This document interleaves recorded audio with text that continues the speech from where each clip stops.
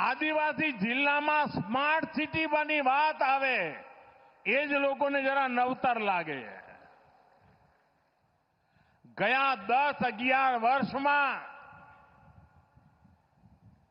આપણે સાપ જોયું છે કે કેટલી ઝડપથી રેલવેમાં પરિવર્તન આવ્યું છે. રેલવે વિકાસની નઈ દિશા, નઈ ગતિ અને મેટ્રો સેવાઓનો વિસ્તાર કેટલો થઈ રહ્યો છે. સેમી હાઈ સ્પીડ રેલવે ભારતમાં તો કોઈનું નામ નહોતું લેતું. આજે ધડાધડ એનો વિકાસ થઈ રહ્યો છે. દેશમાં લગભગ 70 રૂટ ઉપર આજે વંદે ભારત ટ્રેન ચાલી રહી છે. અને આજે આપણા દાહોદથી પણ અમદાવાદથી વેળાવળ સોમનાથ દાદાના ચરણોમાં આપણી આ વંદે ભારત ટ્રેન શરૂ થઈ છે. અને પહેલા તો આપણા દાહોદના ભાઈઓને ઉજ્જૈન જવાનું મન થાય, પાસે પડે ઉજ્જૈન. હવે આપને સોમનાથ માટેના દરવાજા ખુલી ગયા છે. સાથીઓ, ભારતમાં આજે આટલી આધુનિક ગાડીઓ ચાલી રહી છે અને એનું એક મોટું કારણ છે હવે નવી ટેકનોલોજી આ દેશના જવાનિયાઓ, આપણી યુવા પેઢી ભારતમાં જ તૈયાર કરી રહી છે. કોચ ભારતમાં બને, લોકોમોટિવ ભારતમાં બને.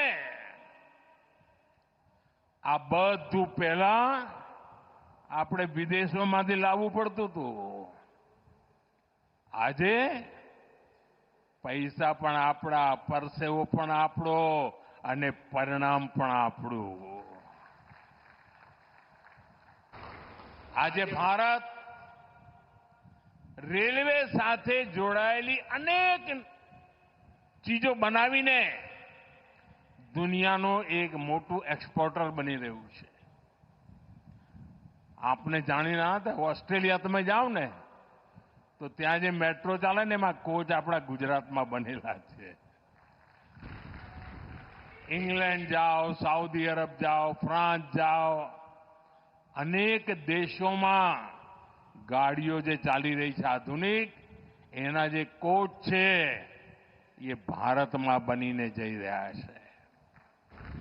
મેક્સિકો, સ્પેન, જર્મની, ઇટલી, આ દેશોમાં પણ રેલવે દ્વારામાં જરૂરી અનેક નાના મોટા ઉપકરણ એ ભારતમાં બનીને જઈ રહ્યા છે.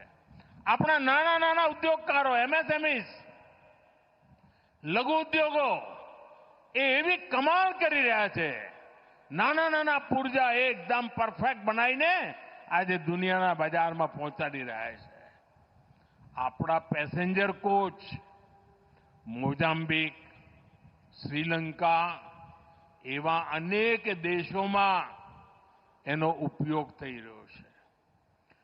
મેડ ઇન ઇન્ડિયા લોકોમોટિવ પણ, મેડ ઇન ઇન્ડિયા આપણા એન્જિન એ પણ હવે ભારત અનેક દેશોમાં એક્સપોર્ટ કરી રહ્યું છે, નિર્યાત કરી રહ્યું છે. આ મેડ ઇન ઇન્ડિયા એનો વિસ્તાર જે થઈ રહ્યો છે અને એના જ કારણે ભારત ગર્વથી માથું ઊંચું કરી શકે છે. હવે જરા દાહોદના મારા ભાઈઓ બહેનો, તમે મને કહો કે ભારતમાં બનેલી આ બધી ચીજો દુનિયામાં એનો ડંકો વાગવા માંડ્યો છે. હવે આપણે આપણા ઘરમાં વિદેશી ચીજો વાપરવાનું બંધ કરવું જોઈએ કે ના કરવું જોઈએ? જરા જોરથી જવાબ આપો, કરવું જોઈએ કે ના કરવું જોઈએ? જરા તિરંગો હલાવીને મને કહો, કરવું જોઈએ કે ના કરવું જોઈએ?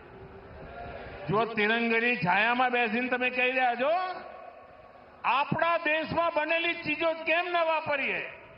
આપણે તો શું ગણેશ ચતુર્થી આવે તો પેલા ઝીણી આંખી વાળા ગણપતિ લઈ જઈએ. આપણા ગણપતિ ને વિદેશી ગણપતિ. હોળી દિવાળી આવે તો ફટાકડા ત્યાંથી લાવીએ, પિચકારી બી બહારની લાવીએ. ભારતમાં બનેલી ચીજો વાપરવી જોઈએ કે નહીં ભાઈ? ભારતના લોકોને કમાણી થાય એવું કરવું જોઈએ કે ના કરવું જોઈએ? ભારતે આગળ વધવું હોય તો દરેક ભારતીયનો આ સંકલ્પ જોઈએ કે ના જોઈએ?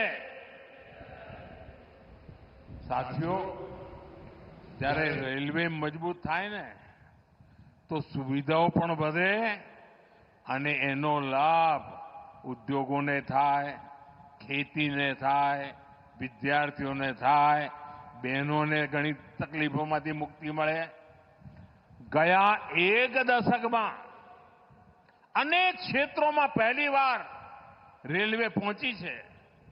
ગુજરાતમાં પણ અનેક એવા જગ્યાઓ હતી જ્યાં નાની નાની ગાડીઓ ચાલતી હતી, ધીમે ચાલે. આપણા ડભોઈ બાજુ તો ટ્રેન એવી ચાલતી કે તમે વચમાંથી ઉતરો તો ઉતરી જાઓ ને પછી પાછા બેસી જાઓ ચાલુ ગાડીમાં.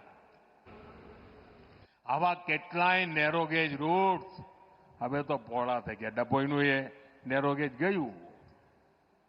આજે પણ કેટલાય રેલવેના રૂટ એના લોકાર્પણ આજે અહીંયા કર્યા છે.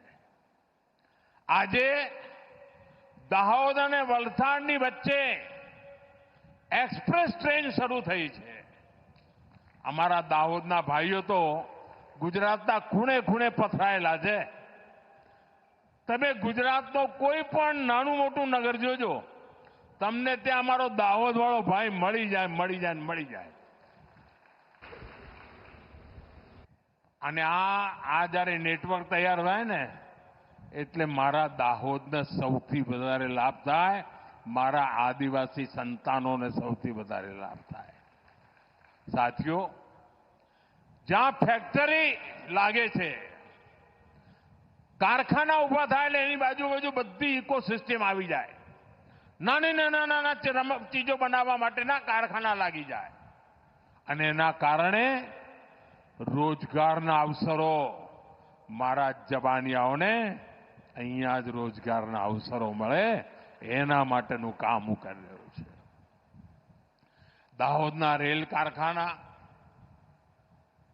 આ કારખાનું દુનિયાનું અને હિન્દુસ્તાનનું એવું કારખાનું બનશે, ખાસ કરીને ભારત માટે આ દાહોદ એક યાદગાર કારખાનું છે દોસ્તો. ખાલી આ લોકોમોટિવનું જેવું નહીં. પહેલા તો તમને ખબર છે ત્યાં આગળ લગભગ બધું ખતમ થઈ ગયું હતું. બધા તાળા વાગી ગયા હતા, લોકોએ ખાલી કહીને જતા રહ્યા હતા. મારી નજર સામે મેં આ દાહોદના પરેલને મરતું જોયું છે અને મેં મારી નજર સામે એને આજે જાનદાર શાનદાર બનતું. આ તમારા પ્રેમ અને આશીર્વાદના કારણે અને હવે 9,000 હોર્સ પાવર આનો લોકોમોટિવ. હિન્દુસ્તાનમાં કોઈ પણ પૂછે ક્યાં, તો જવાબ આવે દાહોદ. અહીં બનવા વાળા લોકોમોટિવ ભારતની પાવર અને કેપેસિટી બંને વધારનારા બનનાર છે. અને અહીં બનનારો દરેક લોકોમોટિવ ક્યાંય પણ જાય ખાલી એના પૈડા જશે એવું નહીં, એની જોડે જોડે મારા દાહોદનું નામ પણ પહોંચવાનું છે. દાહોદ બધે જ હવે પહોંચવાનું છે. આવનારા સમયમાં અહીંયા સેંકડો લોકોમોટિવ બનશે. થોડો સમય પછી એવો દિવસ આવશે કે 2 દિવસમાં એક લોકોમોટિવ તૈયાર થશે. તમે વિચાર કરો કેટલું મોટું કામ, 2 દિવસમાં એક આવડા મોટા લોકોમોટિવ.